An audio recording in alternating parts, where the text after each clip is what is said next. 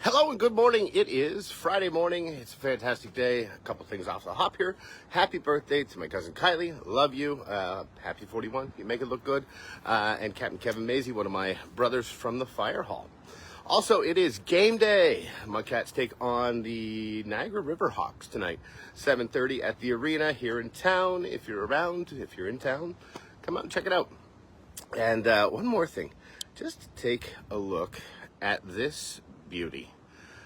How can you be upset on a day like this in November when you have this kind of beauty just running right through the middle of your town? Absolutely love it.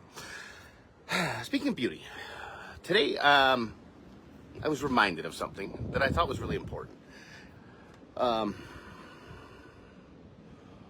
Nowadays we're so divided.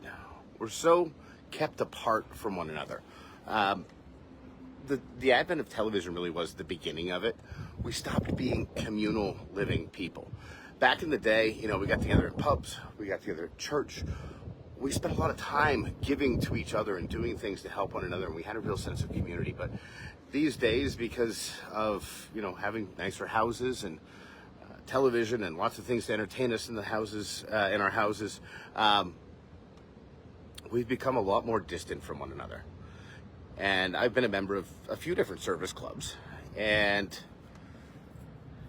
it's a really good way to start to feel connected to the people around you. Now, let me back up. I'm rambling a little bit this morning because there's a lot I want to say, and sometimes you have to order it in here before it comes out. I don't just talk all the time and have it make sense. But we have this disconnectedness happening because we're so easily isolated into our own little silos, our own little boxes that we live in. What is that? I think that was the theme to Weeds. But we all, we get up out of our beds, which is a box, and we go out of our house, which is a box, and we go sit in our car, which is a box, and go to another box to work. Unless you're lucky enough to work outside or stuff like that, at least when it's nice. But we come home and we do that routine day in and day out for 40 years. And well, that old system is kind of broken. And it's not that old, to be honest with you, because it was only about 100 years ago that everybody started coming off the farms and all the people started moving into the cities and going into manufacturing jobs, which that whole model has changed, but we've stuck to that way of life, that lifestyle, because that's what we know now. But it doesn't have to be that way. We can feel connected. And the easiest way to feel connected is to contribute. Contribution is the number one way to feel connected. Now, whether that's joining a service club, going to church, going to the pub, we want to be around people. We need to be around people to feel fulfilled. And if we're not around people, we start to feel empty. We feel like there's something missing.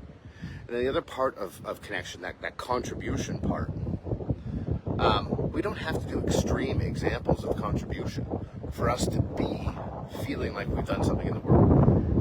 Small acts done on a consistent basis are the things that build up a beautiful life.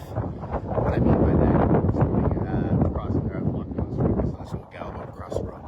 Where there were no sidewalks, she's coming out, or crosswalks, she's coming out between a couple of cars, and it's a busy morning downtown today. And I looked at her, I'm like, excuse me, miss, you trying to get across there? She's like, yeah. I'm like, I'll go with you. Oh, thank you, I've been hit so many times.